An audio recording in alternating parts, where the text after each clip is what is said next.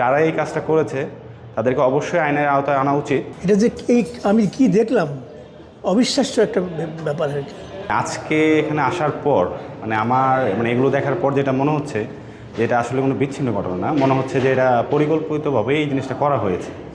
কারণ আপনি বিচ্ছিন্ন ঘটনার ক্ষেত্রে এত বড় ধ্বংসাজ্য কার্যক্রম আমার মনে হয় না এটা পসিবল। যারা এই কাজটা করেছে তাদেরকে অবশ্যই আইনের আওতায় আনা উচিত, কারণ ভবিষ্যতে যেন এরকম কোনো কার্যক্রম আজকে প্রথম আলোতে হয়েছে, ডেইলি স্টারে হয়েছে, কালকে হয়তো বা আমার বাসায় হইতে পারে বা আপনার বাসায় হইতে পারে, সাধারণ একটা বিষয় নিয়ে যে মব যে জিনিসটা, এই জিনিসটা থেকে একটু বের আসতে হবে আমার মনে হয়। গণমাধ্যমের উপর যদি এরকমভাবে একটা হামলা করেন তো এটা অবশ্যই আপনি দেশের উপর হামলা, দেশের গণতন্ত্রের উপর হামলা।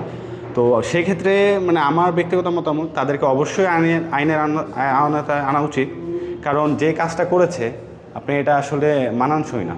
এটা যে আমি কি দেখলাম, অবিশ্বাস্য একটা ব্যাপার আর কি।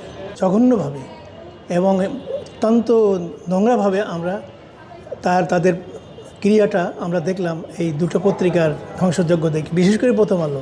এই অবিশ্বাস্য ব্যাপারে আমি শুধু এইটাই বলবো, প্রথম আলোকেও বলবো যে যারা এর সঙ্গে জড়িত ছিল, প্রথম আলোকে ইনভেস্টিগেট করে অ্যানালাইসিসটা তাদের পত্রিকার মাধ্যমে জনগণকে জানানো উচিত।